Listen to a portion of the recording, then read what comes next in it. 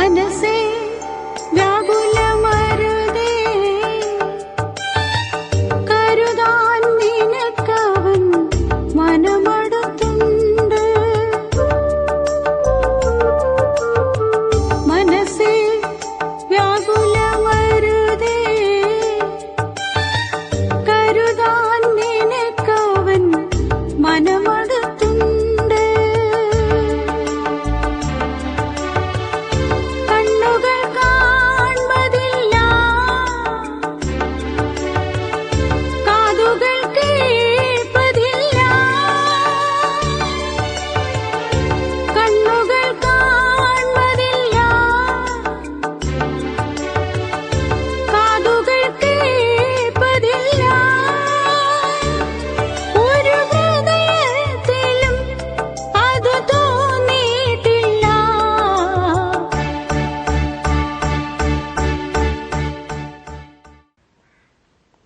മനസ്സുറക്കുമ്പോൾ പ്രോഗ്രാമിലേക്ക് സ്വാഗതം. അങ്ങനെ ഇന്ന് നമ്മുടെ അതിഥിയായി കടന്നു വന്നിരിക്കുന്നത് ശ്യാമള മാധവനാണ്. പരേതനായ മാധവൻ പിള്ളയുടെ ഭാര്യയാണ് താൻ. തൻ്റെ ബിസിനസ്സുകാരനായിരുന്നു. ഇന്ന് തന്നെ ലഭിച്ചത് നമുക്ക് വലിയ ഭാഗ്യമായിട്ട് ഞാൻ കരുതുകയാണ്. തൻ്റെ നാവിൽ തന്നെ തൻ്റെ അനുഭവം നമുക്ക് ശ്രമിക്കാവുന്നതാണ്. ഞാൻ 9 വർഷമായി രക്ഷിക്കപ്പെട്ട് കർത്താവിനെ അറിയാൻ ഇടയായി. എവിടെയാ വീട്? ഞങ്ങളുടെ വീട്, ഞാൻ താമസിക്കുന്നത് കോഴിക്കോടാണ്. ഓക്കെ. ജനിച്ച് വളർന്നതെല്ലാം പയ്യന്നൂർ എന്ന് പറയുന്ന സ്ഥലത്തായിരുന്നു. പക്ഷെ എന്റെ ഹസ്ബൻഡിന്റെ വീട് ട്രിവാൻഡ്രാണ്. അപ്പൊ കല്യാണം കഴിച്ച് ട്രിവാൻഡ്രത്താണോ വന്നത്? അല്ല, കല്യാണം കഴിഞ്ഞിട്ട് ഞങ്ങൾ മദ്രാസിലേക്കായിരുന്നു പോയിരുന്നത്.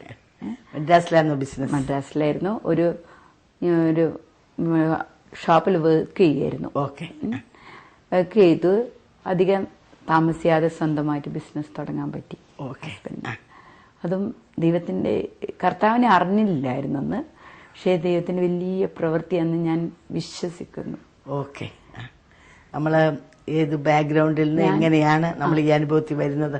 ഞാൻ വിശ്വസിക്കുന്നതിന് മുന്നിൽ ഹിന്ദു ബാക്ക്ഗ്രൗണ്ടിലായിരുന്നു. ഹിന്ദു ബാക്ക്ഗ്രൗണ്ടിൽ നിന്നാണ് 9 വർഷം മുമ്പ് ഈ കർത്താവിനെ അറിഞ്ഞത്. ഓക്കെ. മദർ ഏതാണെന്നുള്ളതല്ലല്ലോ? അല്ല. അപ്പൊ നിങ്ങള് മാധവൻ പിള്ള എന്ന് പറഞ്ഞപ്പോ അതെ, ആ ഒരു വിഭാഗത്തിൽപ്പെട്ടവരായിരുന്നു. അപ്പൊ ആ ഒരു മതവിശ്വാസത്തിൽ തന്നെയല്ലേ വളർന്നു വന്നത്? തീർച്ചയായിട്ടും. അപ്പൊ ശ്യാമളയുടെ കുട്ടിക്കാലം എങ്ങനെയായിരുന്നു? ഞങ്ങൾ ഹൈന്ദവ കുടുംബത്തിലായിരുന്നല്ലോ ജനിച്ചത്. അന്നേരം ആ ക്ഷേത്ര പരിസരങ്ങളിലും ക്ഷേത്രവും എല്ലാം ഉള്ള ഒരു വീട്ടിലായിരുന്നു.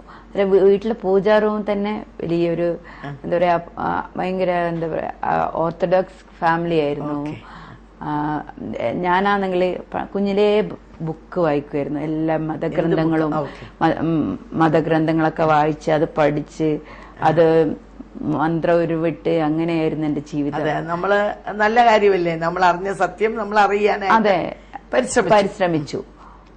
പക്ഷേ 9 വർഷം, ഇപ്പൊ ഈ വർഷത്തുനിന്ന് 9 വർഷം പിന്നിലാണ് യഥാർത്ഥമായി ദൈവത്തെ അറിയാൻ സാധിച്ചത്. അതെങ്ങനെയായിരുന്നു? എന്തായിരുന്നു ജീവിതത്തിലെ അനുഭവം? കാരണം എന്റെ ഒരു കസിൻ ബ്രദർ ബഹ്റിൽ നിന്ന് വന്നു. ബഹ്റിൽ നിന്ന് വന്നപ്പം എന്റെ ഹസ്ബൻഡ് ക്ഷേത്രത്തിൽ പോകത്തില്ലായിരുന്നു. അതെന്താ? കാരണം വിശ്വാസമില്ല, ദൈവമില്ല. കാരണം കുഞ്ഞിലെ അമ്മയും അപ്പനും മരിച്ചപ്പോ ഒരു ദൈവത്തിൽ വിശ്വാസമില്ല. ഇങ്ങനെ ഒരു ദൈവമൊന്നുമില്ല എന്ന് പറഞ്ഞ് അങ്ങനെ വിശ്വാസത്തിലൊന്നും ഇല്ലാത്തോണ്ട് എനിക്ക് വേണ്ടി ക്ഷേത്രത്തിന്റെ പിൻവശത്ത് വന്ന് നിൽക്കും.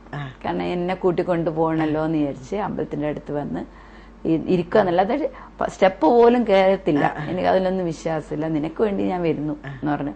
അതിലൊക്കെ ഞാൻ വേദനിക്കുമായിരുന്നു. ദൈവമേ, എന്റെ ചേട്ടന്റെ കൂടെ എനിക്ക് അമ്പലത്തിൽ ക്ഷേത്രങ്ങളിലെല്ലാം പോകാൻ എന്തൊരാഗ്രഹമായിരുന്നു എന്നൊക്കെ. പിന്നെ എവിടെയും എനിക്ക് എന്റെ ചേട്ടന്റെ കൂടെ പോകുന്നതായിരുന്നു ഇഷ്ടം. അന്നേരം അത് കഴിഞ്ഞ് 9 വർഷം മുമ്പിലാണല്ലോ യേശു കർത്താവിനെ അറിഞ്ഞത്. യേശു കർത്താവിനെ അറിഞ്ഞപ്പം ഉള്ള സമാധാനം അതെങ്ങനെ അറിഞ്ഞു? എന്റെ കസിൻ ബ്രദർ ബഹറിന്ന് വന്നു. ബഹറിന്ന് വന്നപ്പം എന്റെ കസിൻ ബ്രദർ ആണെങ്കിൽ എന്റെ ഹസ്ബൻഡിന്റെ ഏറ്റവും ക്ലോസ് ഫ്രണ്ടാണ്. കസിൻ ബ്രദർ യേശുവിനെ കുറിച്ച് പറഞ്ഞപ്പം ഇല്ല, ഇവൻ എടുത്തു ചാടി പുറപ്പെടുന്ന ഒരു വ്യക്തിയല്ല. എന്റെ ജീവിതത്തിൽ എന്താ അങ്ങനെ അനുഭവം? അവര് 14 വർഷം ആയി വിവാഹം കഴിഞ്ഞിട്ട് കുഞ്ഞുങ്ങളില്ലാതെ വിഷമിക്കുന്ന സമയത്ത് ഒരു അത്ഭുതം അവരുടെ ജീവിതത്തിൽ പ്രവർത്തിച്ചു ദൈവം.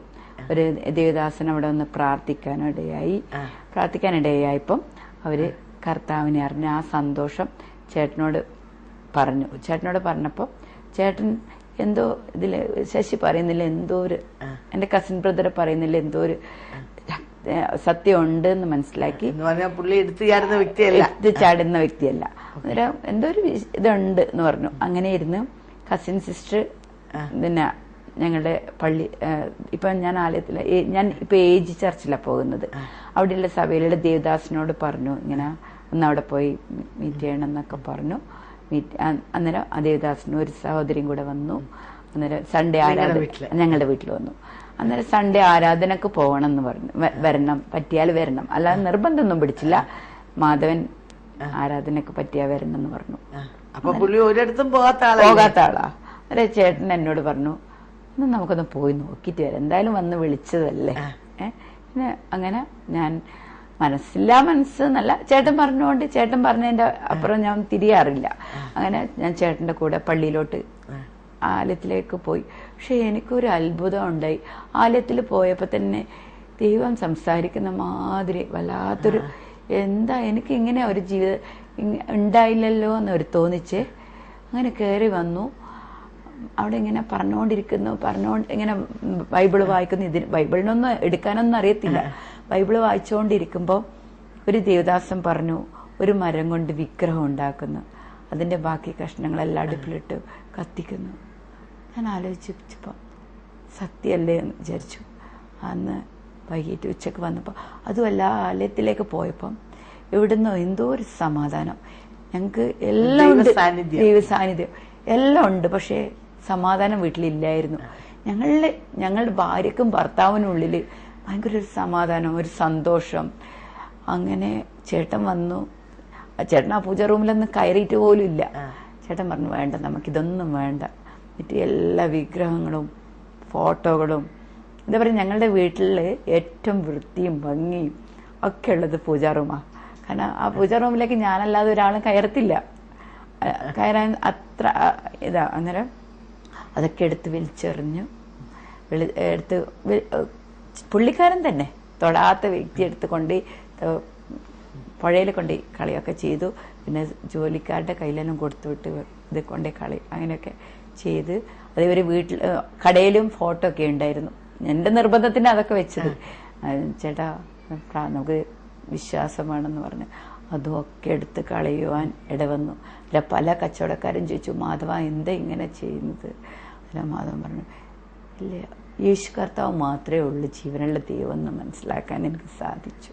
അന്ന് വരെയും ഒരു ദൈവത്തിന് വിശ്വാസം ഇല്ലായിരുന്നെങ്കിലും അതെ അന്ന് കാരണം നമ്മൾ രണ്ടിലും ഒരു സമാധാനം ഒരിക്കലും ജീവിതത്തിൽ വന്ന വ്യത്യാസം അല്ലെ, ഒരു ഐക്യത, ഒരു ഐക്യതയും ഒരു സമാധാനവും വന്നപ്പം ചേട്ടൻ പറഞ്ഞു ഞങ്ങൾ കർത്താവിനെ അറിയാൻ വൈകിപ്പോയല്ലോ. അതിലും ഇവരെ എനിക്ക് അന്ന് കർത്താവിനെ അറിയാൻ വൈകിപ്പോയല്ലോ ദൈവമേ എന്നുള്ളൊരു ഭയങ്കര ഒരു വേദന ഉണ്ടായി. എന്ന് പറഞ്ഞാൽ വർഷങ്ങളായി തന്റെ ജീവിതത്തിന് വലിയ ഒരു ഏകാന്തതയായിരുന്നല്ലോ. അപ്പം മരിച്ചു, അതെ, അമ്മ മരിച്ചു. അതെ, കൊച്ചു പ്രായത്തിൽ എത്ര വയസ്സുണ്ടായിരുന്നു? 3 പഠിക്കുമ്പോ അമ്മ മരിച്ചു, അപ്പം മരിച്ചു. 10 പഠിക്കുമ്പോ അമ്മയും മരിച്ചു. പിന്നെ വലിയ അഗാധമായ ഒരു മുറിവ്. അതെ അല്ലേ. പിന്നെ മൂത്ത സഹോദരിയുടെ കൂടിയായിരുന്നു എന്റെ ജീവിതം. എന്താ വെച്ചാല് ഞാൻ ആ സഹോദരിയും തമ്മിൽ 18 വയസ്സ് വ്യത്യാസം. ഹസ്ബൻഡിന്റെ അമ്മയും അപ്പം മരിച്ചപ്പോഴായിരുന്നു. ഹസ്ബൻഡിന്റെ അപ്പനും അമ്മയും മരിക്കുന്നത്, ഹസ്ബൻഡ് ഞാൻ കല്യാണം കഴിക്കുന്നതിന് 14 ദിവസം മുമ്പ് അമ്മ മരിച്ചു.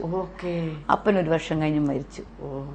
അപ്പം രണ്ടുപേർക്കും മാതാപിതാക്കളെ ആ ഒരു വലിയ വിടവും ഒരു ഡീപ്പ് ഹേർട്ട് നിങ്ങളുടെ ജീവിതത്തിലുണ്ട്.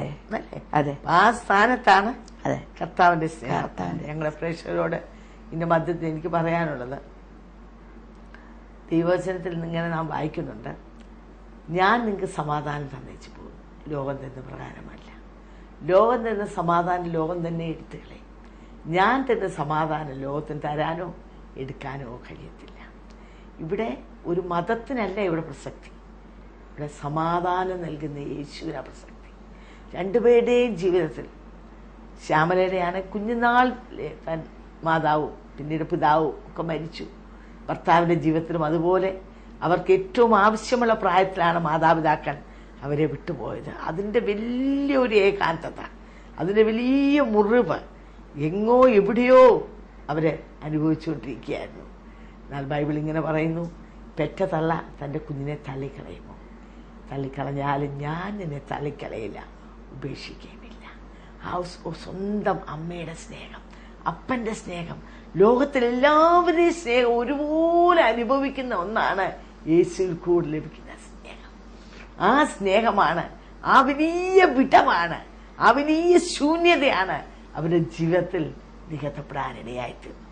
അവരിവിടെ പറയുന്ന, ശ്യാമൾ ഇവിടെ പറയുന്ന ഒരു മതത്തിന്റെ കാര്യമല്ല ഒരിക്കലും.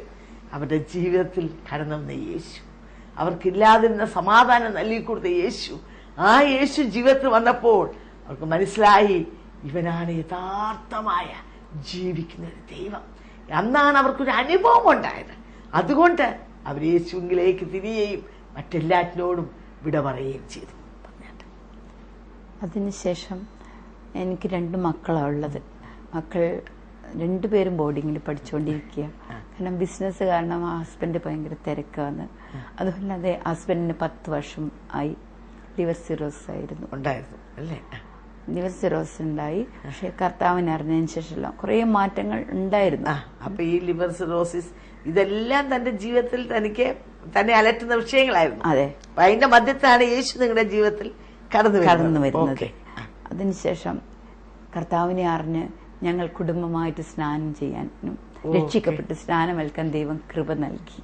പല എതിർപ്പുകൾ ഉണ്ടായി വളരെ എതിർപ്പുകൾ ഉണ്ടായിരുന്നു. എതിർപ്പുകളുടെ ഇടയിലെല്ലാം പിടിച്ചു നിൽക്കാൻ ദൈവം കൃപ നൽകി. പക്ഷെ ഹസ്ബൻഡ് യേശു കർത്താവിനെ അറിഞ്ഞതിന് ശേഷം യേശു കർത്താവ് മാത്രം മതി എന്നുള്ളൊരു വലിയ രൂപാന്തരം. എങ്ങനെ ആ രൂപാന്തരം ഉണ്ടായെന്ന് എനിക്കറിയാം. ദൈവം തന്നെ കൊടുത്ത അല്ലേ? അതെ. അല്ലെങ്കിൽ ഒരിക്കലും ഈ പ്രതികൂലങ്ങൾ നെൽപ്പിടിച്ചിരിക്കാൻ ഒക്കത്തില്ലല്ലോ. അതെ അതെ. പൗലോസ് പ്രാപിച്ച ആ ദൈവസ്നേഹം. അതെ അതെ. അതുകൊണ്ടല്ലേ പൗലോസ് ഇങ്ങനെ പറയുന്നുണ്ട്, പൗലോസ്ലിയ, ഈ ദൈവസ്നേഹത്തിനെ വേർതിരിക്കാൻ ആർക്ക് കഴിയും? കഷ്ടതയോ പട്ടിണിയോ ആപത്തോ വാളോ മരണമോ വരെയും താനെല്ലാം പറഞ്ഞിരിക്കുക, ഇപ്പോഴുള്ളതോ വരുവാനുള്ളതോ യാതൊരു ശക്തിക്കും ഈ ദൈവസ്നേഹത്തിനെ വേർതിരിക്കുവാൻ കഴിയില്ല. അപ്പൊ പൗലോസ് പ്രാപിച്ച അതേ ദൈവസ്നേഹമാണ് മാധവന്റെ ജീവിതത്തിലും കടന്നു. മക്കളും പള്ളിയിൽ വരുമായിരുന്നു. സൺഡേ വന്നാൽ ആരാധനക്ക് വരുമായിരുന്നു. അവിടെ ഹോസ്റ്റലാണെങ്കിലും ഞാൻ പറയും സൺഡേ ആരാധനക്ക് പോയിട്ട് മതി എന്ന് പറഞ്ഞാൽ അവിടെ അറിയത്തില്ല അവർക്ക് അവിടെയൊന്നും എവിടെയാന്ന്. അവിടെ പോകുന്നവർ സാധാരണ ആലയത്തിലേക്ക് പോകുന്നാലും കുഞ്ഞുങ്ങൾക്ക് അറിയുന്ന മാതിരി യേശു കർത്താവിനെ പ്രാർത്ഥിക്കുമായിരുന്നു. അങ്ങനെ ഇരുന്ന് കുഴപ്പമില്ലാതെ പോവായിരുന്നു. അങ്ങനെ ഇരുന്നപ്പം ചേട്ടന്റെ അസുഖം വർദ്ധിച്ചു.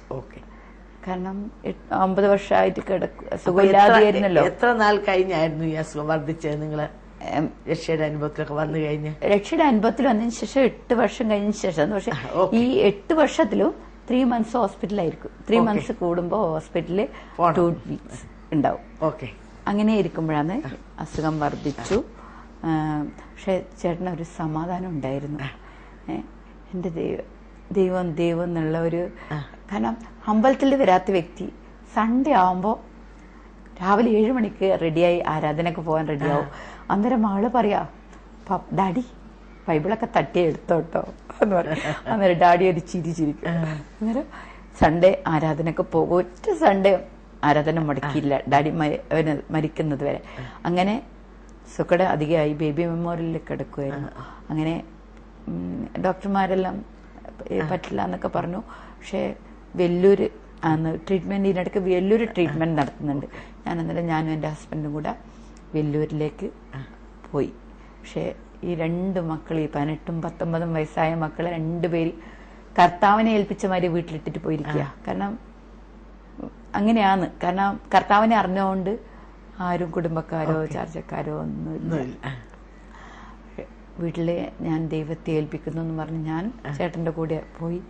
ഞാനവിടെ, മക്കൾ വീക്ക്ലി വൺസ് അവിടെ വരും ഹോസ്പിറ്റലിൽ. പക്ഷെ ബിസിനസ് ഒന്നും നോക്കാനുള്ള കഴിവ് മക്കൾക്ക് ഇല്ല. കൊച്ചുപിള്ളേരല്ലേ. കാരണം അതുമല്ല, ഹസ്ബൻഡും മക്കളെ ബിസിനസ്സിലേക്ക് കൊണ്ടുവരാൻ താല്പര്യം ഇല്ലായിരുന്നു. കാരണം ഈ ടെൻഷനൊന്നും മക്കൾ അനുഭവിക്കേണ്ട, മക്കൾ പഠിച്ച് നല്ല സാഹചര്യത്തിൽ അവർ പഠിച്ചുകൊണ്ടിരുന്നത്. ഒരു നിലമ്പൂർ PV സ്കൂളിലാണ് പഠിച്ചുകൊണ്ടിരുന്നത്. അങ്ങനെ മക്കളെ ഞാൻ വെല്ലൂരിന്ന് 3 months അവിടെ ട്രീറ്റ്മെന്റിലായിരുന്നു. ഭയങ്കര കോമ സ്റ്റേജിലായിരുന്നു. അന്നേരം ഡോക്ടർമാർ അവിടെയും ദൈവം എന്തൊക്കെ അത്ഭുത പ്രവർത്തിക്കുന്നതെന്ന് ഞാൻ ആലോചിക്കുക. കാരണം അതിനുള്ളിലോട്ടൊന്നും പോയി ഒരാൾക്ക് തിരിയാനും കൂടെ പറ്റില്ല, അത്രയും സ്ട്രിക്റ്റാണ്. പക്ഷേ ഏറ്റവും കൂടുതൽ ആദ്യം വിളിക്കുന്നത് മാധവനെയാണ്. എനിക്ക് അതിശയം, ഇതെന്ത് ദൈവം ഇത്രയും ദൈവം എന്നെ ഇത്ര സ്നേഹിക്കുന്നു എന്ന് ഞാൻ ആലോചിച്ച് പോയി. ആ തീച്ചൂളയുടെ നടുവിലും ദൈവകരം കണ്ടു. അതെ, കാരണം ദൈവകരം കണ്ടു. എങ്ങനെയാ വെച്ചാൽ അവിടെയൊക്കെ ഓരോ സ്ഥലത്തേക്ക് പോകണമെങ്കിൽ കാർഡ് വേണം. പക്ഷെ ഒരു വ്യക്തികൾ എന്താ പറയാ, ദാനിയേൽ എന്നെ തീച്ചൂളയിൽ ഇട്ടപ്പോഴും 3 വ്യക്തികൾക്ക് പകരം 4 വ്യക്തികളെ കാണുന്ന മാതിരി എനിക്ക് അതിശയം. ഇങ്ങനെ ഓരോ ഇതിലും പാസ് ചെയ്യണമെങ്കിൽ ഒരു വിസിറ്റിംഗ് കാർഡ് പോലെ ഒരു കാർഡ് വേണം. പക്ഷെ ഞാൻ ഒരു കാർഡ് ഒരു വ്യക്തികളെ എന്നോട് ചോദിക്കത്ത് പോലും ഇല്ല. എങ്ങനെയാണ് ഞാൻ ആ ഹോസ്പിറ്റലിനകത്ത് പോയതെന്ന് എനിക്ക് ആലോചിക്കാൻ പോലും മേല. ചേട്ടൻ കോമ സ്റ്റേജ്. ഞാൻ എന്താ പറയാ, കേരളത്തിൽ നിന്ന് വെളിയിൽ ഇറങ്ങാത്തൊരു വ്യക്തി, വീട്ടിൽ നിന്ന് വെളിയിൽ ഇറങ്ങാത്തൊരു വ്യക്തി, ഭാഷ മാത്രം അറിയും തമിഴ്. കാരണം എന്താ വെച്ചാൽ കല്യാണം കഴിഞ്ഞപ്പോൾ ഇത് തമിഴ്നാട്ടിലോട്ടായതുകൊണ്ട് ആ ഭാഷ മാത്രം ഞാൻ പഠിച്ചിട്ടുണ്ട്. അതുകൊണ്ട് അങ്ങനെയൊക്കെ ചേട്ടനെ ട്രീറ്റ് ചെയ്തുകൊണ്ടിരിക്കുമ്പോൾ ഡോക്ടർ പറഞ്ഞു, മാധവനും ശ്യാമളയും ഈ ഹോസ്പിറ്റലിൽ താമസിക്കണ്ട, നിങ്ങളൊരു വീടെടുക്കുക എന്ന് പറഞ്ഞു. വീടെടുക്കാൻ പറഞ്ഞത് കാരണം ഹോസ്പിറ്റലിൽ നമുക്ക് ആലോചിക്കാൻ പറ്റാ അവിടുത്തെ ട്രീറ്റ്മെന്റ് ചെലവുകളോ ഒന്നും. കാരണം ഡെയിലി 3000 ഇഞ്ചക്ഷനാണ് ചെയ്യേണ്ടത്. പിന്നെ 2 പേഷ്യന്റ് കിടക്കുന്ന റൂമിന് 450 കൊടുക്കണം. അങ്ങനെ പല ട്രീറ്റ്മെന്റും. അന്നേരം ഡോക്ടർ പറഞ്ഞപ്പോൾ ഞങ്ങൾ ഒരു വീടെടുത്തു, അവിടെ താമസം ആക്കി. ഡെയിലി ഡോക്ടറെ അടുത്ത് വന്ന് കാണിച്ചു. അങ്ങനെ 3 months കഴിഞ്ഞപ്പോൾ കോഴിക്കോട് പട്ടണത്തിലേക്ക് തിരിച്ചു വന്നു. കാരണം ചേട്ടന് മടുത്തുന്നല്ല, ചേട്ടന് മനസ്സിലായി ഇനി ഞാൻ അധികകാലം ജീവിച്ചിരിക്കുന്നില്ല എന്ന്. അപ്പോൾ ഇവിടെ വന്നു. അതും ഒരു വലിയ പ്രവൃത്തി. ഒരാഴ്ച ചേട്ടൻ എണീറ്റ് നടന്നു. ആ എണീറ്റ് നടന്ന സമയത്ത് ചേട്ടൻ ഞങ്ങൾ ആദ്യം താമസിച്ചിരുന്ന വീട് കൊടുത്ത് കടങ്ങളൊക്കെ, കാരണം ബിസിനസ്സിൽ കുറച്ച് പ്രോബ്ലംസ് വന്നു, കടങ്ങളൊക്കെ വീട്ടി എനിക്ക് നല്ല ഭംഗിയുള്ളൊരു വീടും എടുത്ത് തന്ന് കാര്യങ്ങളൊക്കെ ക്രമീകരിച്ചു. ഞാനിപ്പോൾ താമസിക്കുന്ന വീട്ടിൽ ചേട്ടൻ ഒരു ദിവസം കിടന്നുറങ്ങി. അടുത്ത ദിവസം ഞാനും ചേട്ടനും കൂടെ ഹോസ്പിറ്റലിലേക്ക് പോയി 7 days ആയപ്പോൾ ഹസ്ബൻഡ് ഒറ്റൊരു വാക്ക് ചോദിച്ചുള്ളൂ, സാറ്റർഡേ ഞാൻ ഇന്ന് രാത്രി മരിക്കും, നീ എൻ്റെ കൂടെ വരുന്നോ, എനിക്ക് നിന്നെ മാത്രം പോകാനാ വിഷമം എന്ന് പറഞ്ഞു. ഞാൻ ചിരിച്ചു. ഏത് സമയം ചിരിയാന്ന് എനിക്ക് ഇപ്പോൾ, ഏത് സമയം ചിരിച്ച മുഖം മാത്രമേ. ഒരു ഡോക്ടർമാരും നഴ്സുമാരും പറയും, ശ്യാമളെ കണ്ട് പഠിക്കണം, ശ്യാമളെ എപ്പോഴും ചിരിച്ചുകൊണ്ടാ. ഒരു അതിൽ ചേട്ടൻ മരിച്ച് വീട്ടിൽ കൊണ്ടുവന്ന് കിടത്തിയ സമയത്ത് കാരണം റിലേഷൻസിന്റെ ഭയങ്കര പ്രശ്നങ്ങൾ വന്നു. അപ്പൊ പോവാണെന്നുള്ള ഉറപ്പ് തനിക്ക് ഉണ്ടായി. ശ്യാമളോട് പോവാന്ന് യാത്രയും പറഞ്ഞു അല്ലെ? അങ്ങനെ പീസ്ഫുൾ ആയിട്ട് താൻ ഈ ലോകത്തിൽ നിന്ന് കിടന്നു. ഞങ്ങളെ കേൾക്കുന്ന പ്രേക്ഷകരോട് എനിക്ക് പറയാനുള്ളത്, എത്ര ഭാഗ്യകരമായ ഒരു അന്തം. 10 വർഷം താൻ ലിവർ സിറോസിസ് ആയിട്ട് ഭാരപ്പെട്ട വ്യക്തിയാണ്. ആ സമയത്ത് താൻ ഈ ലോകം വിട്ടു പോയിരുന്നെങ്കിൽ ബൈബിൾ വ്യക്തമായി ഇങ്ങനെ പറയുന്നു, ജീവപുസ്തകത്തിൽ പേരെഴുതി കാണാത്ത ഏവനെയും തീപ്പൊയ്യിൽ തള്ളിയിടും. തൻ്റെ പേരൊരിക്കലും ജീവപുസ്തകത്തിലില്ലായിരുന്നു. തനിക്ക് ഒരു ദൈവത്തിലും വിശ്വാസമില്ല, താൻ ഒരു ദൈവത്തെയും ആരാധിച്ചില്ല, ഒന്നും ചെയ്തില്ല. നിശ്ചയമായും എന്നേക്കുമായുള്ള തീക്കടലിൽ താൻ പോയി അവസാനിക്കുമായിരുന്നു. എന്നാൽ ദൈവത്തിൻ്റെ അളവറ്റ സ്നേഹം ചില നാളുകൾക്ക് മുമ്പ് യേശുവിനെ കണ്ടുമുട്ടുവാനും തൻ്റെ ജീവിതം രൂപാന്തരപ്പെടുവാനും താന് യേശുവിനോട് ചേരുവാൻ സ്നാനമേൽക്കുവാനും സന്തോഷത്തോടെ സമാധാനത്തോടെ ആ ദൈവീക ഭവനത്തിൽ കർത്താവ് പറഞ്ഞു, ഞാൻ നിങ്ങൾക്ക് സ്ഥലം ഒരുക്കുവാൻ പോകുന്നു എന്ന് പറഞ്ഞ ആ മനോഹര രാജ്യത്ത് ഒരിക്കലും പിരിയാതെ കോടി യുഗങ്ങൾ ശ്യാമളയുമായിട്ട് ഒരുമിച്ച് താമസിക്കാൻ പറ്റുന്ന സ്ഥലത്താണ് പുള്ളി പോയിരിക്കുന്നത്. അതാണ് ഏറ്റവും വലിയ ഭാഗ്യം. ഇന്ന് ലോകത്തിൽ അനേകർ ജനിക്കുന്നു, മരിക്കുന്നു, അവരെങ്ങോട്ട് പോകുന്നു എന്ന് ആർക്കും അറിഞ്ഞുകൂടാ.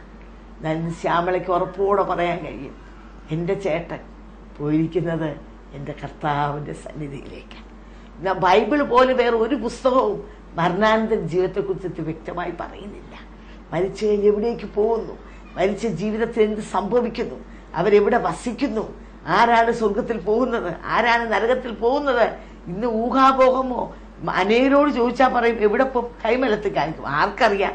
എന്നാൽ വളരെ വ്യക്തമായിട്ട് ബൈബിളിന്റെ വെളിച്ചത്തിൽ നിങ്ങൾക്ക് പറയുവാൻ കഴിയും.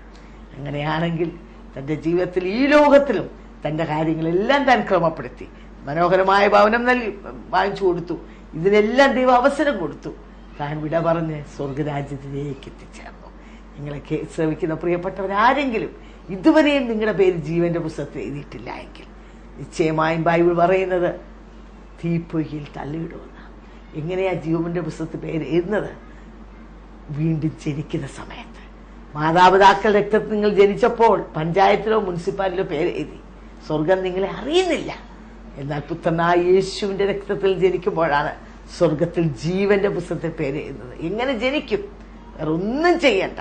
റോമാലേഖനം 10-ാം അധ്യായം ബൈബിളിൽ ഇങ്ങനെ പറയുന്നു, ഹൃദയം കൊണ്ട് യേശു കർത്താവെന്ന്, താൻ നമുക്ക് വേണ്ടി മരിച്ചു, യാഗമായി തീർന്നു, നമ്മുടെ പാപത്തിന് പരിഹാരം യേശുവാണ് എന്ന് ഹൃദയം കൊണ്ട് വിശ്വസിക്കുന്നു എങ്കിൽ അത് വാവുകൊണ്ട് ഏറ്റു പറയുന്ന മാത്രയിൽ നിങ്ങൾ വീണ്ടും ജനിക്കുന്നു.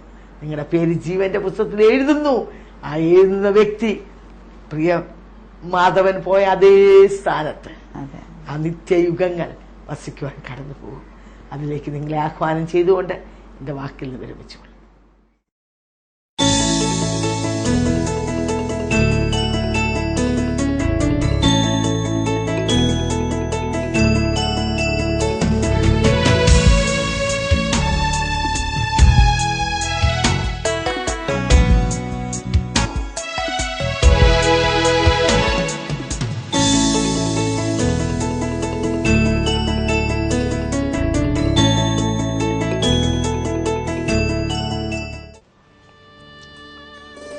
സ്വർഗം തികച്ചും യാഥാർത്ഥ്യം എന്നുള്ള ഈ പുസ്തകം നിങ്ങളെ പരിചയപ്പെടുത്തുന്നതിൽ എനിക്ക് വളരെ സന്തോഷമുണ്ട്. ചില നാളുകൾക്ക് മുമ്പ് ഈ ബുക്ക് ഞാനൊന്ന് ഇൻട്രൊഡ്യൂസ് ചെയ്തതാണ്.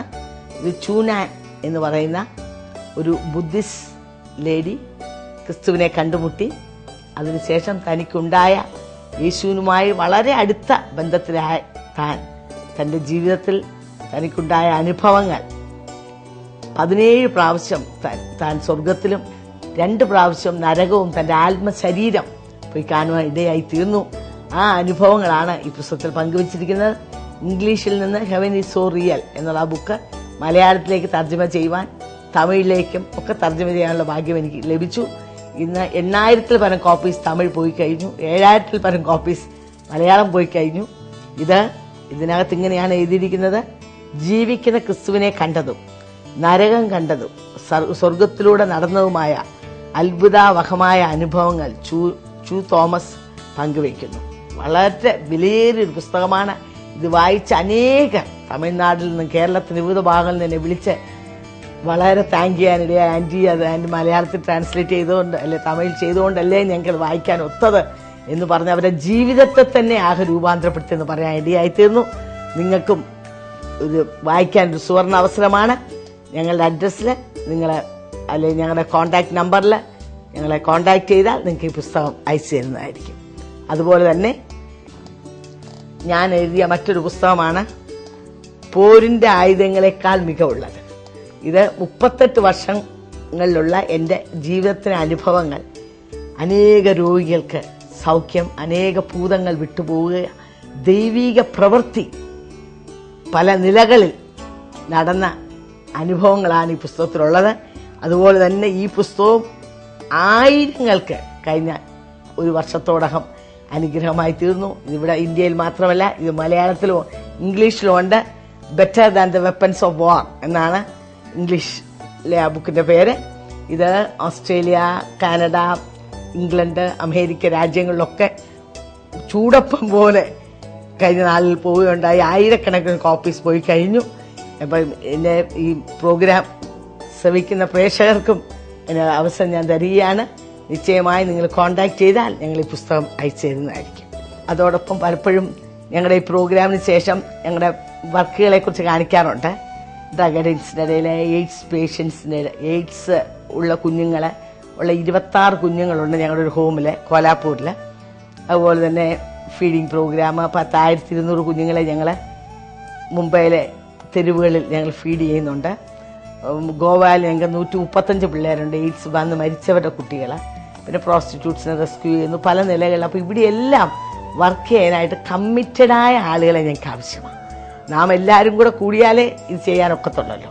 അതുകൊണ്ട് ഇതിന് താല്പര്യമുള്ള കമ്മിറ്റ്മെൻ്റ് ഉള്ള കപ്പിൾസ് ആണെങ്കിൽ വളരെ നല്ലത്.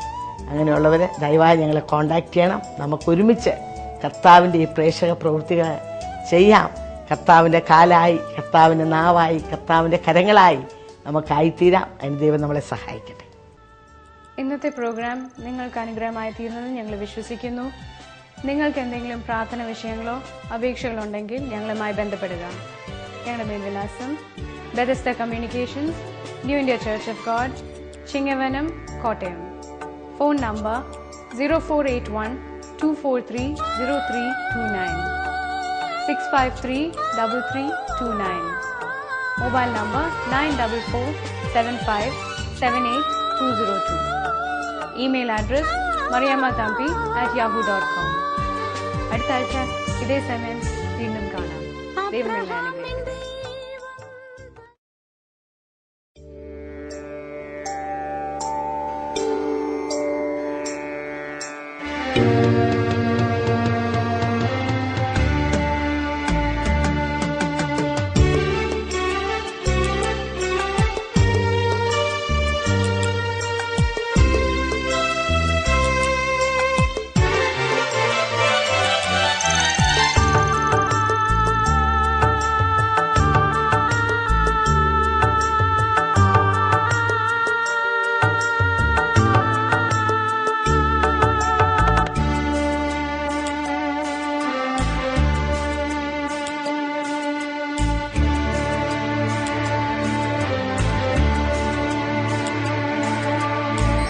മനസ്സേ വ്യാകുലമരുതേ,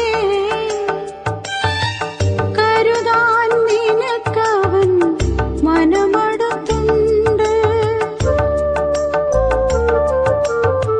മനസ്സേ വ്യാകുലമരുതേ, കരുതാൻ നിനക്കവൻ മനമടുത്തുണ്ട്. കണ്ണുകൾ കാൺമതില്ല, കാതുകൾ കേൾപ്പതില്ല. കണ്ണുകൾ കാൺമതില്ല, കാതുകൾ കേൾപ്പതില്ല. ഒരു ഹൃദയത്തിലും അത് തോന്നിയിട്ടില്ല.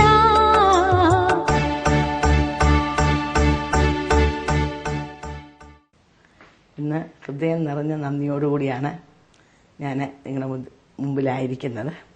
എന്തെന്നാൽ ഈ പ്രോഗ്രാം മനസ്സോർക്കുമ്പോൾ എന്ന ഈ പ്രോഗ്രാം സ്ത്രീകൾക്ക് വേണ്ടിയാണ് എയിം ചെയ്ത് തുടങ്ങിയത്. എന്ന് അനേക പുരുഷന്മാരും കുടുംബമായിട്ടും ഒക്കെ കാണുന്നുണ്ട്. അങ്ങനെ അത് 4 വർഷം തികയാണ്. ഡിസംബർ 8-ാം തീയതിയാണ് ഈ പ്രോഗ്രാം നമ്മൾ ആരംഭിച്ചത്. അങ്ങനെ 4 വർഷത്തിലേക്ക് 4 വർഷം പൂർത്തിയായിരിക്കുക. ഈ 4 വർഷത്തിലേക്ക് തിരിഞ്ഞു നോക്കുമ്പോൾ ഒത്തിരി കാര്യങ്ങൾ ചിന്തിച്ച് ദൈവത്തിന് ഒത്തിരി നന്ദി പറയാനുണ്ട്. ഈ പ്രോഗ്രാമിൽ കൂടെ 100 കണക്കിന് ആളുകൾ യേശുവിനെ രക്ഷകനായി സ്വീകരിക്കാൻ ഇടയായിത്തീർന്നു. ശിഥിലീകരിക്കപ്പെട്ട കുടുംബ ബന്ധങ്ങൾ ഐക്യതയിലേക്ക് കടന്നു വരാൻ ഇടയായിത്തീർന്നു. രോഗികളായ അനേകർക്ക് സൗഖ്യം ലഭിക്കാൻ ഇടയായി. കുട്ടിയല്ലാത്ത അനേകർക്ക്, ലോകത്തിൻ്റെ അനേക രാജ്യങ്ങളിലുള്ളവർക്ക് കുഞ്ഞുങ്ങൾ ലഭിക്കാൻ ഇടയായിത്തീർന്നു. വിവാഹം നടക്കാതിരുന്ന അനേകരുടെ വിവാഹം നടക്കാൻ ഇടയായി. ഫോണിൽ കൂടെ പ്രാർത്ഥിക്കുമ്പോൾ തന്നെ പല പ്രാവശ്യം ഭൂതങ്ങൾ അലറിപ്പോകാനും ജീവിതങ്ങൾ വിടുതൽ പ്രാപിപ്പാൻ ഇടയായിത്തീർന്നു. കഴിഞ്ഞ ആഴ്ച എന്നെ അയർലൻഡിൽ നിന്നൊരു കപ്പിൾ വിളിച്ചു. അവർ കാര്യങ്ങളൊക്കെ പറഞ്ഞിട്ട് എന്നോട് ഇങ്ങനെ പറഞ്ഞു, ആൻറ്റി ഞങ്ങൾ രണ്ടുപേരും പരിശുദ്ധാത്മാവിഷം പ്രാപിച്ചിട്ടില്ല, ആൻറ്റി ഞങ്ങൾക്ക് വേണ്ടി പ്രാർത്ഥിച്ചോണേ എന്ന് പറഞ്ഞു. ഞാൻ പറഞ്ഞു, പിള്ളേരെ നിങ്ങൾ വിശ്വസിക്കുകയാണെങ്കിൽ ഇപ്പം തന്നെ പ്രാപിക്കും, ഞാൻ പറയുന്ന കാര്യങ്ങൾ നിങ്ങൾ വിശ്വസിച്ചാൽ മതി എന്ന് പറഞ്ഞു. ദൈവത്തിൻ്റെ വചനത്തിൽ നിന്ന് പരിശുദ്ധാത്മാവിനെ പ്രാപിക്കുന്ന കാര്യങ്ങൾ പറഞ്ഞു കൊടുത്തു. ഒരു 2-3 മിനിറ്റ് പ്രാർത്ഥിച്ച് കാണും. കടലിനക്കരെ മൈലുകൾക്കപ്പുറം 2 പേരും 2 ഫോൺ എടുത്തിരിക്കുകയായിരുന്നു. ജോളി ആൻഡ് ഷാജി 2 പേര്. മിനിറ്റുകൾക്ക് അവർ അന്യഭാഷ പറയുന്ന ശബ്ദമാണ് ഞാൻ കേട്ടത്. 2 പേരും പരിശുദ്ധാത്മാവെന്ന് പറഞ്ഞ അന്യഭാഷ പറയാനിടയായി. വളരെ സന്തോഷിപ്പിച്ചു. ഞാൻ മൈലുകളോ ദൂരമോ ഒന്നും ദൈവത്തിനൊരു പ്രശ്നമേ അല്ല. കഴിഞ്ഞ ദിവസം ഓസ്ട്രേലിയയിൽ ഡാർവിൻ എന്ന് പറഞ്ഞാൽ അങ്ങ് ദൂരെയാണ്, അങ്ങ് മരുഭൂമിയുടെ നടുക്ക്. അവിടെ നിന്ന് ഒരു കുട്ടി എന്നെ വിളിച്ചിട്ട് ഇങ്ങനെ പറഞ്ഞു, ആൻറ്റി ആ കുട്ടികൾക്കേ അറിയത്തുള്ളൂ അവരുടെ ഏകാന്തത, ആരുമില്ല, വീട്ടുകാരില്ല, അവരെ ആശ്വസിപ്പിക്കാൻ ആരുമില്ല. അല്ലിങ്ങനെ പറഞ്ഞു, എന്നെ ആൻറ്റി സംസാരിക്കുന്ന വാക്കുകൾ എന്നോട് തന്നെയാണ് പറയുന്നത്. എൻ്റെ അമ്മയെപ്പോലെ എനിക്ക് തോന്നി, എനിക്ക് ഓടി വന്ന് ആൻറ്റിക്ക് ഒരു ഹഗ് തരണമെന്നാണ് തോന്നിയെന്ന് പറഞ്ഞു. അങ്ങനെ സ്നേഹിക്കുന്ന അനേകർ ലോകത്തിൻ്റെ പല രാജ്യങ്ങളിൽ പലക്കെ വിടുതൽ അവരെന്നെ വിളിച്ച് പറയാറുണ്ട്. അത് കേൾക്കുമ്പോൾ എനിക്ക് വളരെ സന്തോഷമുണ്ട്. ഇതിനൊക്കെ സർവശക്തനായ ദൈവം അതിനെ സഹായിച്ചു. അതിനപ്പുറമായി എനിക്ക് ദൈവത്തോട് നന്ദി പറയാൻ ഉള്ള എന്തെന്ന് പറഞ്ഞാൽ, ഈ 4 ദിവസം ഈ വർഷം ഈ പ്രോഗ്രാം ചെയ്യാൻ ദൈവം മാത്രമാണ് എന്നെ സഹായിച്ചത്. ഈ പ്രോഗ്രാം തുടങ്ങാൻ നേരത്തെ എൻ്റെ ഹസ്ബൻഡിനോട് ഞാനിങ്ങനെ പറഞ്ഞു, ദൈവത്തിൻ്റെ ആത്മാവ് എന്നോട് സംസാരിക്കുന്നുണ്ട്, ഇത് സ്ത്രീകൾക്ക് വേണ്ടി എപ്പോഴും എനിക്കൊരു ഹൃദയമുള്ളതാണ്. ഞങ്ങൾക്ക് സ്ത്രീകളുടെ റെഫ്യൂജി ഹോമുണ്ട് കഴിഞ്ഞ 25 വർഷമായിട്ട്. അതുപോലെ അനേക സ്ത്രീകളെ ഞങ്ങൾ വീട് വിട്ട് വന്ന പല വിഭാഗത്തിലുള്ളവർ വിവാഹം കഴിച്ച് അയക്കാനുള്ള ഭാഗ്യം ദൈവം തന്നു. ലേഡീസ് ബൈബിൾ സ്കൂള്, ലേഡീസിനെ ട്രെയിൻ ചെയ്ത് ഇന്ത്യയുടെ പല സ്റ്റേറ്റുകളിൽ അവർ മിഷണറിമാരായിട്ടുണ്ട്. അങ്ങനെ സ്ത്രീകൾക്ക് വേണ്ടി എപ്പോഴും എനിക്ക് സോഫ്റ്റ് കോർണറുണ്ട്. അങ്ങനെയാണ് ഇത് സ്ത്രീകൾക്ക് വേണ്ടി അനേകർ ഭവനാന്തർ ഭാഗത്ത് ഒന്നും കേൾക്കാൻ അവസരമില്ലാതെ കഴിയുന്നു. അവർക്ക് വേണ്ടി ഇതൊരു വലിയ അനുഗ്രഹമാകുമല്ലോ എന്ന് കരുതിയാണ് തുടങ്ങാൻ ആഗ്രഹിച്ച് എൻ്റെ ഹസ്ബൻഡുമായിട്ട് ഷെയർ ചെയ്തപ്പോൾ താൻ എന്നോട് പറഞ്ഞു, തനിക്ക് ഒത്തിരി ഭാരിച്ച ഉത്തരവാദിത്തങ്ങളുള്ള വ്യക്തിയാണ് എന്ന് പറഞ്ഞാൽ ഭാരതത്തിൻ്റെ 23 സ്റ്റേറ്റുകളിൽ ഞങ്ങൾക്ക് പ്രവർത്തനങ്ങളും ഒത്തിരി പ്രവർത്തനങ്ങൾ പല നിലകളിൽ ചാരിറ്റബിൾ വർക്കൊക്കെ ഉണ്ട്. ഞാൻ പറഞ്ഞു, നീ ദൈവാത്മാവ് നിന്നോട് പറയുകയാണെങ്കിൽ ഞാൻ തടയുന്നില്ല, തുടങ്ങിക്കോ. പക്ഷെ എന്നെ ദയവ് ചെയ്ത് ഫൈനാൻഷ്യലായിട്ട് ബുദ്ധിമുട്ടിക്കരുത്, എന്നോടൊന്നും ചോദിക്കരുത്, വിശ്വാസത്തോടെ ദൈവത്തിൽ നിന്ന് പ്രാപിച്ച് നീ അത് ചെയ്യണമെന്ന് പറഞ്ഞു. ഞാൻ ശരി എന്ന് വാക്ക് പറഞ്ഞു. അത് ഈ 4 വർഷമായിട്ട് പാലിക്കാൻ ദൈവം എനിക്ക് ഭാഗ്യം തന്നു. ഇതുവരെ ഒന്നും ഞാൻ തന്നോട് ചോദിച്ചിട്ടില്ല, ഒരുത്തരോടും ചോദിച്ചിട്ടില്ല. ഈ പ്രോഗ്രാമിലും ഒക്കെ നിങ്ങൾ ശ്രദ്ധിക്കുമ്പോൾ നിങ്ങൾക്കറിയാം, ഞാൻ അതുമാത്രം പറയാറില്ല. എന്നാൽ സർവശക്തനായ ദൈവം പറഞ്ഞ് നാം ഒരു കാര്യം ചെയ്യുകയാണെങ്കിൽ അത് ദൈവം തന്നെ അത് സഹായിക്കും. അത് ഞാൻ വലിയ ഒരു സാക്ഷ്യമാണ് എനിക്കത്. പറയാതിരിക്കാൻ നിർവാഹമില്ല. അങ്ങനെ ദൈവം ഓരോ പ്രാവശ്യവും പ്രാർത്ഥിക്കുമ്പോൾ ആരുടെയെങ്കിലും ഹൃദയത്തിൽ ദൈവാത്മാവ് ഇടപെടുകയും സംസാരിക്കുകയും ഒക്കെ ചെയ്ത് ഇത്രത്തോളം യാതൊരു കുഴപ്പവും കൂടെ ഈ പ്രോഗ്രാം നടത്താൻ കർത്താവ് എനിക്ക് ഭാഗ്യം തന്നു. അതിനകത്ത് വളരെ ദൈവത്തോട് നന്ദിയുള്ളവളാണ്. ഈ 4 വർഷം കർത്താവ് നടത്തി. ഇനി അടുത്ത 5ാം വർഷത്തിലേക്ക് പ്രവേശിക്കുകയാണ്. കഴിഞ്ഞ ആഴ്ച നമ്മോട് തന്നെ അനുഭവം പങ്കുവെച്ച ശ്യാമള മാധവനാണ് ഇന്ന് പിന്നെയും നമ്മോട് തൻ്റെ അനുഭവം പങ്കുവെക്കുന്നത്. തൻ്റെ ജീവിതത്തിൽ തിക്തമായ പല അനുഭവങ്ങൾ കൂടെ താൻ കടന്നു പോകേണ്ടി വന്നു. എന്നാൽ അതിൻ്റെ എല്ലാം നടുവിൽ യേശു തന്നെ ഇങ്ങനെ നടത്തി എന്നുള്ളതാണ് താൻ പറഞ്ഞുകൊണ്ടിരുന്നത്. തൻ്റെ ഭർത്താവ് ഈ ലോകത്തെ വിട്ട് മാറ്റപ്പെട്ടു. എന്നാൽ അതിനുശേഷം തൻ്റെ ജീവിതത്തിൽ തൻ്റെ ജീവിത നൗക എപ്രകാരം മുമ്പോട്ട് തുഴഞ്ഞു നീങ്ങി എന്നുള്ളത് നമുക്കിന്ന് തന്നിൽ ശ്രമിക്കാവുന്നതാണ്. ഹസ്ബൻഡ് മരിച്ചതിന് ശേഷം ഈ റിലേഷൻസ് മുഴുവൻ അവരുടെ ആ ആചാരപ്രകാരം അടക്കം ചെയ്യണമെന്ന് പറഞ്ഞു. അന്നേരം ഞങ്ങളുടെ സഭയിൽ നിന്ന് ദേവദാസൻ പറഞ്ഞു, ആത്മാവ് സ്വർഗത്തിലേക്ക് പോയി, ഇനിയിപ്പൊ അവരെ അടക്കം ചെയ്താൽ എങ്ങനെ അടക്കം ചെയ്യുന്നോ അത് അവർ ചെയ്യട്ടെ.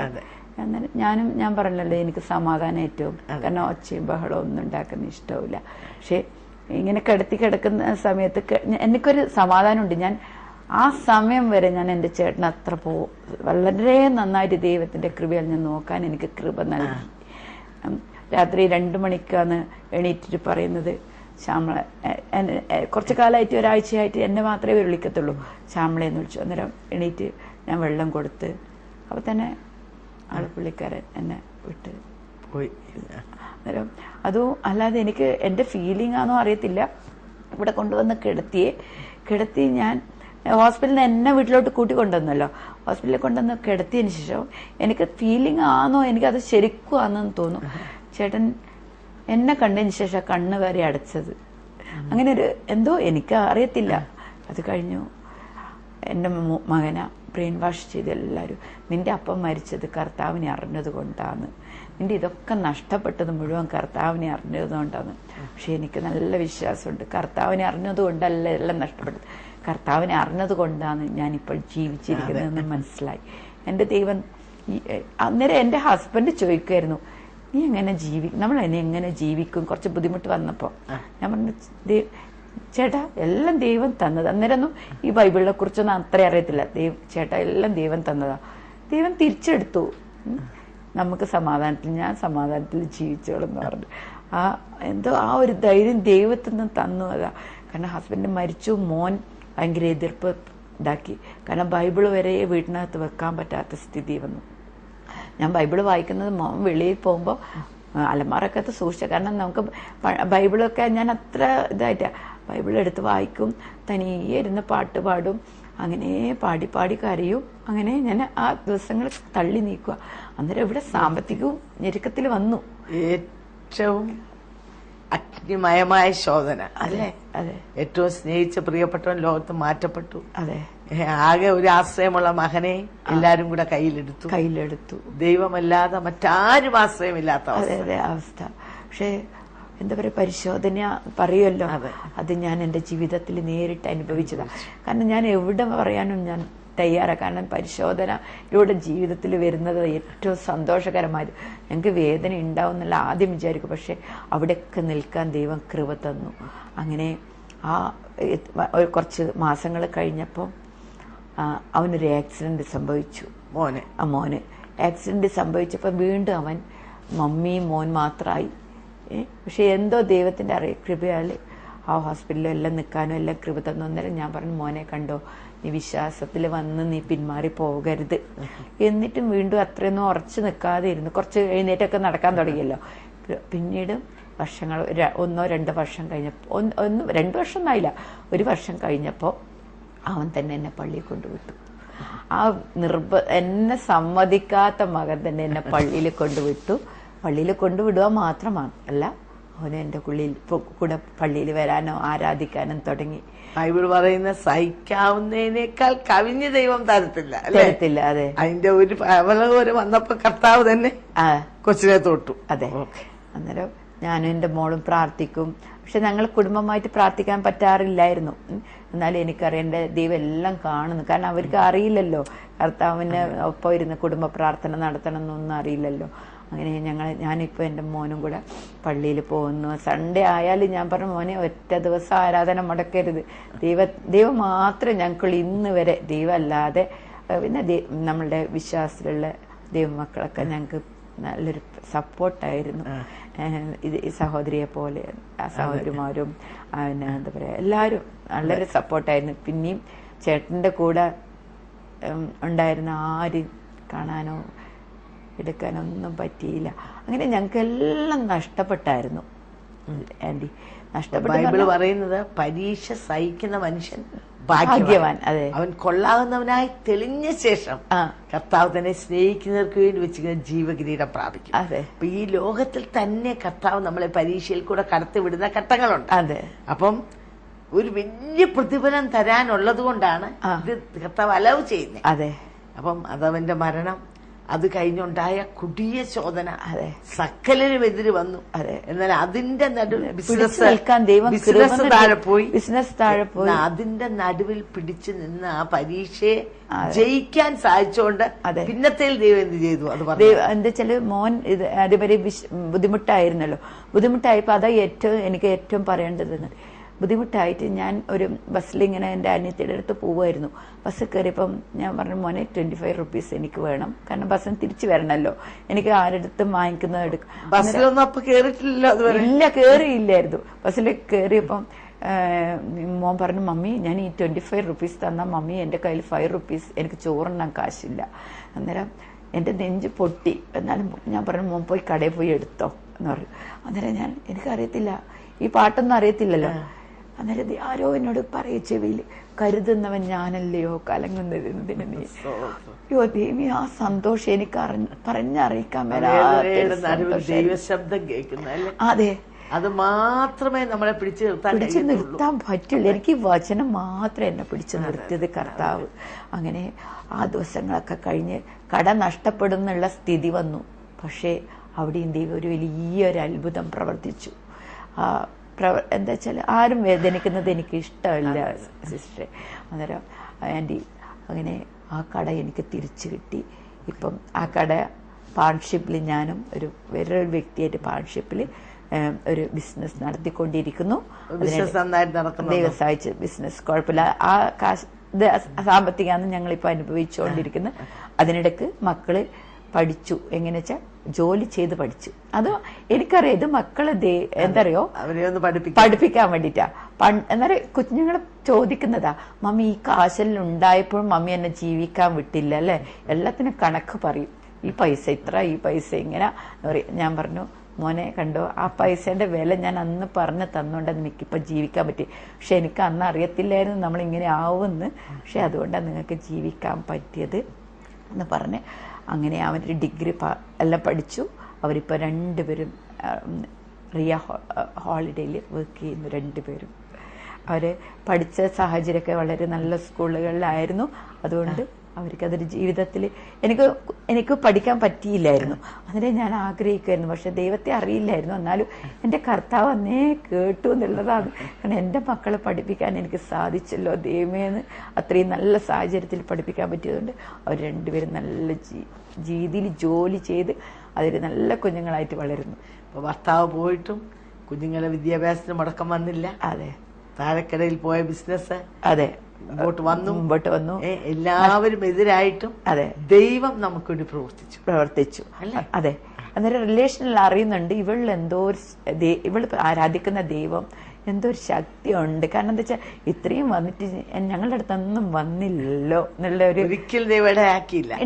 എന്റെ കർത്താവ് ആടെ മുന്നിലും എന്നെ ഒരു നിമിഷം പോലും നിർത്താൻ ഒരു ബുദ്ധിമുട്ടാക്കാൻ ഇടത്തില്ല. പക്ഷെ ഫ്രണ്ട്സ്, റിലേഷൻസ് ചുറ്റുള്ളവര് ഒക്കെ എനിക്ക് വലിയ സഹായമായിരുന്നു.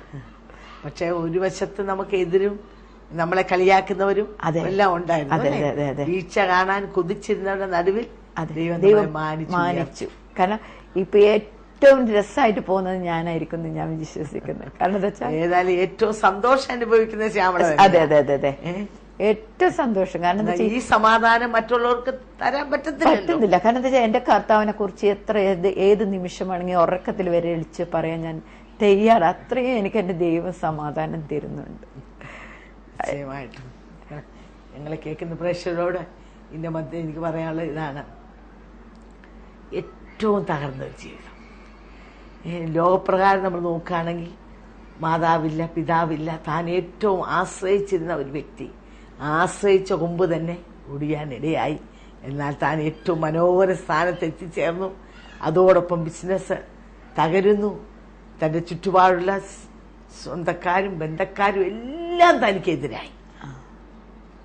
ഏക മകന് സ്വാധീനിക്കപ്പെട്ടു മറ്റുള്ളവരാൽ അവനും എതിരായി. ഇതുപോലൊരു സാഹചര്യം എന്നെ കേൾക്കുന്ന പ്രിയപ്പെട്ടവരൊന്ന് പിക്ചർ ചെയ്ത് നോക്കിയാട്ടെ. അതിൻ്റെ നടുവിൽ കേവലം 40 വയസ്സ് മാത്രം പ്രായമുള്ള ഒരു സ്ത്രീയെ മറ്റാരുടെ സപ്പോർട്ടുമില്ലാതെ പിടിച്ചു നിൽക്കുക എന്ന് പറഞ്ഞാൽ, തനിക്ക് കൂടുതൽ ബാക്ക്ഗ്രൗണ്ട് ഒന്നുമില്ല. എന്നാൽ യേശുവിൻ്റെ സ്നേഹം തന്നെ നിർബന്ധിച്ചു. എന്നെ കേൾക്കുന്ന അനേക പ്രതികൂലങ്ങൾ കൂടെ കടന്നു പോകുന്നവരായിരിക്കാം. എന്നാൽ പലപ്പോഴും നിസ്സാരമായ കാര്യങ്ങളാണ് പലരും പ്രതികൂലമായിട്ട് പറയുന്നത് കേൾക്കാറുള്ളത്. അവരൊന്ന് കളിയാക്കി, ഇവരൊന്ന് പരിഹസിച്ചു, ഇവരൊന്നും മിണ്ടത്തില്ല. ഇതൊക്കെയാണോ പ്രതികൂലങ്ങൾ? ശ്യാമള നമ്മുടെ മുമ്പിൽ ഒരു ജീവിക്കുന്ന സാക്ഷിയായി ദൈവം ഇന്ന് വരച്ചു നിർത്തിയിരിക്കുക. ഇതാ പ്രതികൂലം. വിശ്വാസത്തിന്റെ പരിശോധന, തീച്ചൂള പോലെയുള്ള പരിശോധന. അതിൻ്റെ നടുവിൽ താൻ പതറാതെ ഇളകാതെ ഉറച്ചു നിന്നതുകൊണ്ട് ദൈവം ഏറ്റവും തന്നെ സ്നേഹിക്കുകയും തന്നോട് സംസാരിക്കുകയും നാം കേട്ടല്ലോ, കരുതുന്നവൻ ഞാനല്ലയോ, കലങ്ങുന്നത് എന്തിന് നീ. ഇതാ കർത്താവ് നിങ്ങളോട് പറയാനുള്ളത്. ഈ കർത്താവ് കരുതിയാൽ മാത്രമേ നമുക്ക് കരുതലാകത്തുള്ളൂ. കർത്താവിന്റെ ശബ്ദം നിങ്ങൾക്ക് കേൾക്കാൻ കഴിയുന്നുണ്ടോ? നീ എന്തിനാ കലങ്ങുന്നേ? ഞാനല്ലേ നിനക്ക് വേണ്ടി കരുതുന്നവൻ. എന്തിനാ നിങ്ങൾ മനുഷ്യ മുഖത്ത് നോക്കുന്നേ? ഇപ്പം ശ്രമിക്കുന്ന ചിലര് മനുഷ്യരെ നമ്പിയിരിക്കുക. മനുഷ്യരെന്ത് പറയും? ഞാൻ ഈ ദൈവത്തെ അറിഞ്ഞ് മുമ്പോട്ട് പോയാൽ ഈ മനുഷ്യരുടെ സഹായം എനിക്ക് കിട്ടത്തില്ലല്ലോ, അവരെന്നെ തള്ളിക്കളയുമല്ലോ, അവരെന്ത് ചിന്തിക്കും എന്നെല്ലാം ഓർത്ത് നിങ്ങൾ ഭാരപ്പെടുക. ഒരിക്കലും നമ്മുടെ സഹായം മനുഷ്യരിൽ നിന്നല്ല. മനുഷ്യന്റെ സഹായം എല്ലാം മാറിപ്പോകും. സർവശക്തനായ ദൈവത്തിൽ നിന്നാണ് നമുക്ക് സഹായം വരേണ്ടത്. അവനാണ് നമ്മളെ സഹായിക്കുന്നവൻ, അവനാണ് നമ്മൾക്ക് വേണ്ടി കരുതുന്നവൻ. ആദ്യം ഇത് കഴിക്കും, പിന്നെ മധുരിക്കും. കർത്താവ് പറഞ്ഞു കൂടെ സഹിച്ച എന്ന് പറഞ്ഞ പോലെ ആദ്യം നമുക്ക് കഷ്ടങ്ങൾ ഉണ്ടാകും. എന്നാൽ പിന്നത്തേതിൽ ശ്യാമളയുടെ ടെസ്റ്റ് മണി നമ്മൾ കേട്ടു, ബിസിനസ് എല്ലാം താഴ്പോയി. എന്നാൽ തന്നെ കർത്താവ് ഒരച്ചു നോക്കി. ഈ തീച്ചൂളയിൽ അവൾ പൊന്നുപോലെ പുറത്തു വരും. അതോ അവൾ ഇതിനകത്ത് കത്തി ചാമ്പലാകുമോ? നിശ്ചയമായും താൻ പൊന്നുപോലെ പുറത്തു വന്നു. അതുകൊണ്ട് ദൈവം തന്നെ അനുഗ്രഹിച്ചു. എന്നത് എനിക്ക് പറയാനുള്ളത് ഒരു വിജയത്തിന്റെ സാക്ഷ്യമാണ്. എന്റെ ദൈവം എന്നോട് കൂടെയിരുന്നു. എന്റെ കണ്ണുനീരെല്ലാം അവൻ തുടച്ചു കളഞ്ഞു. എന്റെ വിലാപത്തെ അവൻ നൃത്തമാക്കി. എന്റെ തെറ്റ അഴിച്ച് എനിക്ക് ഉത്സവ വസ്ത്രം എന്നെ ധരിപ്പിച്ചു എന്നാണ് എനിക്ക് പറയാനുള്ളത്. എല്ലാവരും പ്രതികൂലം, എന്നാൽ യേശു തന്നോടുകൂടെ ഉണ്ടായി. ഞാനാണ് പൈതലെ നിനക്ക് വേണ്ടി കരുതുന്നവൻ. ബൈബിൾ ഇങ്ങനെ പറയുന്നു, യഹോവ അനുകൂലമെങ്കിൽ പ്രതികൂലമാണ്.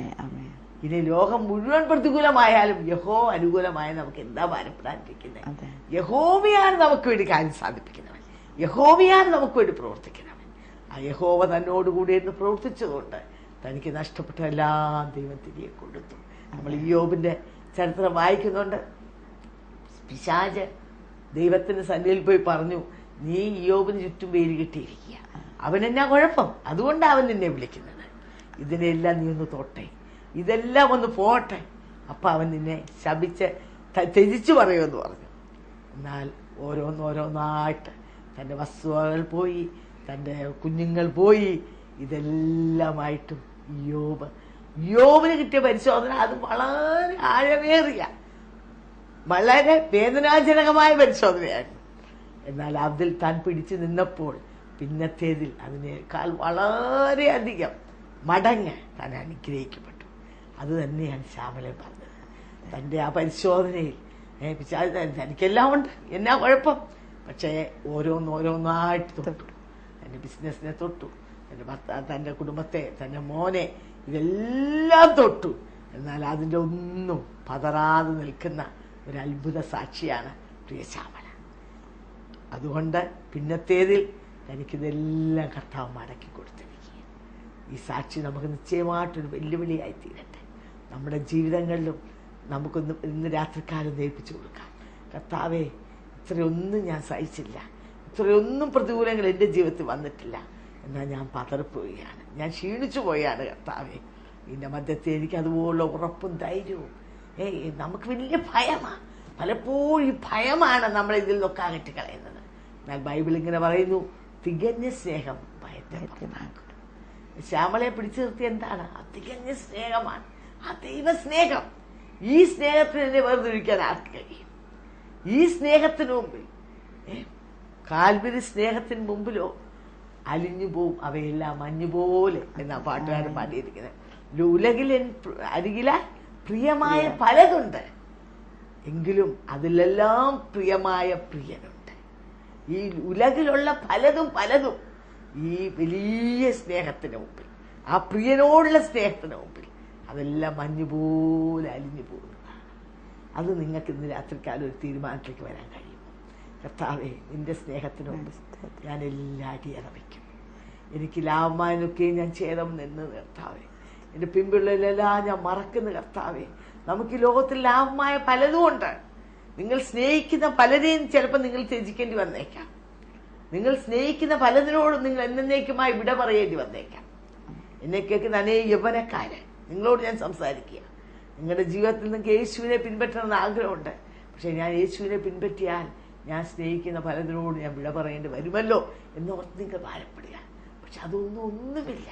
അതൊക്കെ ഇന്ന് കാണുന്നു, നാളെ മാഞ്ഞു പോകുന്ന ഒരു നീർക്കുമിള പോലെ മാത്രമേ ഉള്ളൂ. ഏത് മനുഷ്യൻ ഉറച്ചെന്നാൽ ഒരു ശ്വാസം മാത്രമേ ഉള്ളൂ. അതുകൊണ്ട് അതിലൊന്നും നിങ്ങൾക്ക് ആശ്രയിക്കാനായിട്ട് യാതൊരു നിലയിലും ഈ ദൈവസ്നേഹത്തിന് മുമ്പിൽ നിങ്ങൾക്ക് നിർവാഹമില്ല. ഇന്ന് രാത്രിക്കാലം നിങ്ങൾ തീരുമാനത്തിലേക്ക് കടന്നു വരുന്നു. നിലനിൽക്കുന്ന സ്നേഹം, ആ സ്നേഹം മാത്രമേ ഉള്ളൂ. അവനെ പിൻപറ്റി ആരെയും അവൻ കൈവിട്ടിട്ടില്ല, ആരും ലജ്ജിച്ചു പോകേണ്ടി വന്നിട്ടില്ല. അതുകൊണ്ട് നിങ്ങൾ ധൈര്യമായിട്ട് ഇന്ന് രാത്രിക്കാലം യേശുവിലേക്കൊന്ന് കടന്നു വരും. നിങ്ങളുടെ ജീവൻ അവൻ്റെ മുമ്പിൽ സമർപ്പിക്കൂ. യേശുവേ, എൻ്റെ ജീവിതം ഞാൻ നിനക്ക് വേണ്ടി ഒഴിഞ്ഞു വെക്കുന്നു. കർത്താവേ, ഈ പ്രിയ ശ്യാമളയെ നടത്തിയ കർത്താവേ, നീ എന്നെ നടത്തണമേ. എൻ്റെ ജീവിതത്തിലും നീ കടന്നു വരണമേ എന്ന് എനിക്കൊരു വാക്ക് പ്രാർത്ഥിക്കാൻ കഴിയും. അതിനുവേണ്ടി നിങ്ങൾ വേറെ ഒന്നും ചെയ്യണ്ട. എല്ലാ എപ്പിസോഡുകളും ഞാൻ പറയാറുള്ളതാണ്, യേശുവിലേക്ക്, ആ ക്രൂശിൻ്റെ ചോട്ടിലേക്ക് നിങ്ങളൊന്ന് കടന്നു വരിക. നിങ്ങളുടെ പാപഭാരം നിങ്ങൾ അവിടെ ഇറക്കി വെക്കുക. ശ്യാമള പറഞ്ഞല്ലോ, അന്ന് വരെ സമാധാനം എന്തെന്ന് അറിഞ്ഞിട്ടില്ല. ഞാൻ അവിടെ കുടുംബത്തിൽ നിന്ന് സമാധാനം വന്നു. യേശുവിനെ എപ്പോൾ അറിഞ്ഞു, അപ്പോഴാണ് സമാധാനം വന്നത്. അവരുടെ കുടുംബജീവിതത്തിൽ ഐശ്വര്യം വന്നു, അവരുടെ ഇടയിൽ ഒരു ഐക്യത വന്നു. ഇതൊന്നുമില്ലാതെ വലയുന്ന വ്യക്തിയായിരിക്കാം നിങ്ങൾ. Why can you try Jesus? രാത്രി കർത്താവെ, അങ്ങനെയാണെങ്കിൽ നീ എൻ്റെ ജീവിതത്തിലേക്ക് കടന്നു വരണം, എനിക്ക് സമാധാനം നൽകണം, എൻ്റെ കുടുംബജീവിതത്തിൽ ഒരു സമാധാനം നൽകണം, ഞങ്ങളുടെ ഇടയിൽ ഒരു ഐക്യത നൽകണം. കുടുംബജീവിതത്തിലെ പ്രശ്നങ്ങളാൽ നിങ്ങൾ വലയുന്ന വ്യക്തിയായിരിക്കാം. ഈ പ്രശ്നത്തെ സോൾവ് ചെയ്യാൻ മറ്റാർക്കും കഴിയത്തില്ല, യേശുവിന് മാത്രമേ കഴിയത്തുള്ളൂ. അവൻ്റെ കരങ്ങളിലേക്ക് നിങ്ങൾ ഇന്ന് രാത്രികാലം സമർപ്പിച്ചുകൊണ്ട്, യേശുവേ, ഞാൻ നിനക്ക് വേണ്ടി എന്നെ തന്നെ ഏൽപ്പിച്ചു തരുന്നു എന്ന് പറഞ്ഞുകൊണ്ട് അവൻ്റെ പൈതലായിത്തീരണമെന്ന് അഭ്യർത്ഥിച്ചുകൊണ്ട് എൻ്റെ വാക്കിൽ ഞാൻ നിർമ്മിച്ചു.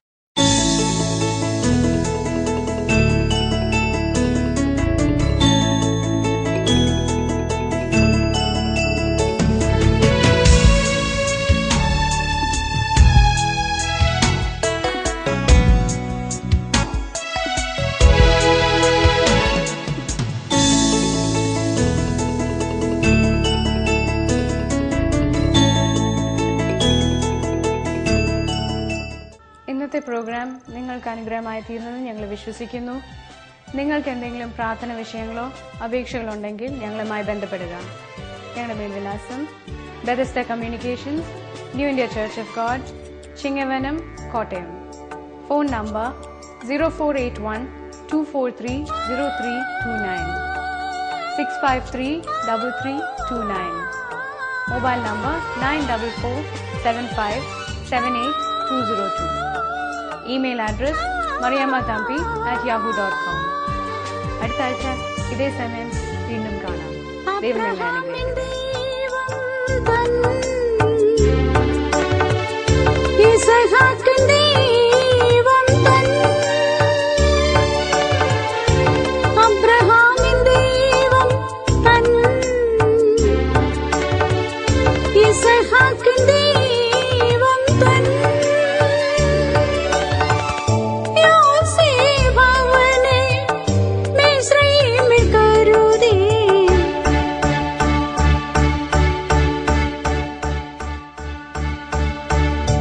ക്ഷാമകാലത്തെല്ലാം ക്ഷേമമായി പോറ്റി പ്രഭു